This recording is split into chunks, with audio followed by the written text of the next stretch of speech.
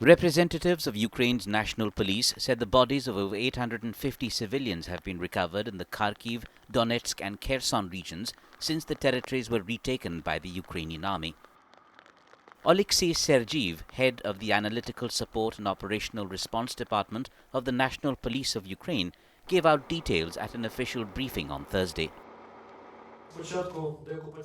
Since the beginning of the de-occupation measures, the police in the Donetsk, Kharkiv and Kherson regions have found the bodies of 868 civilians, of which 24 are children. Just yesterday, the bodies of 14 people were found in the mentioned regions, which is another confirmation of the fact that Russia is actually committing genocide against the Ukrainian people. Police investigators have documented 2,670 war crimes in the de-occupied areas of these regions.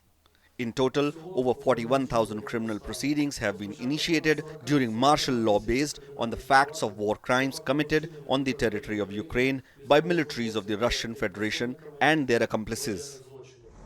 Most of the civilian casualties recorded were caused by the use of explosive weapons with wide area effects, including shelling from heavy artillery, multiple launch rocket systems, missiles and airstrikes. Military officials present at the briefing claimed the Russian Air Force has lost twice the number of aircraft since the start of this war than during the 10-year war in Afghanistan. In general, since the Russian full-scale aggression, defenders of Ukraine destroyed twice as many Russian aircraft than the Soviet Union lost during the 10-year war in Afghanistan. 278 Russian aircraft in Ukraine against 118 Soviet aircraft in Afghanistan. This war has lost Russia double the number of pilots than in Afghanistan, and this is significant. Two American senators on a visit to Ukraine met families hit by months of war in Kyiv, promising continued humanitarian support for Ukrainians ahead of winter. Visiting an aid distribution center, Democrat Chris Coons from Delaware and Republican Rob Portman from Ohio emphasized their commitment to the people of Ukraine as they interacted with families bracing for the winter chill. The senator's trip to Ukraine comes less than a week before crucial U.S. midterm elections. I am confident that bipartisan, robust American support for the fight of the Ukrainian people will continue in Congress. Yes, there are questions being asked by members of both parties. We have asked questions today about making sure that the money that is being spent here for military support, for budget support, for humanitarian relief is needed. It is. It is being well spent. It is. And that we will continue to support the Ukrainian people. The United States has long been a nation that fights for freedom, and this is the most important fight for freedom in the world today. And I'm confident, given what we've heard from both Senator McConnell and Senator Schumer, that regardless of the outcome of the midterms, at least in the Senate, there will continue to be strong and bipartisan support for aid to Ukraine.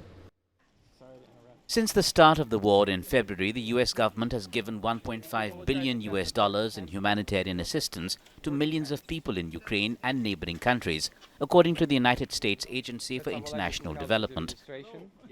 Last month, the U.S. announced a $55 million 5-year investment in Ukraine's heating infrastructure to prepare for winter and assist some 7 million people in 19 regions in the country, according to the agency. The assistance will support repairs and maintenance of pipes and other equipment necessary to heat homes, hospitals, schools and businesses. The Russian Defense Ministry released a video late Thursday of what it said were Russian soldiers released as part of a prisoner swap. It said in a statement that 107 Russian military personnel who were in deadly danger in captivity were returned from the Kyiv-controlled territory. Denis Pushilin, the Moscow-installed acting regional head, said each side would return 107 members of military personnel, with 65 of those released by Ukraine hailing from the Donetsk and Luhansk regions.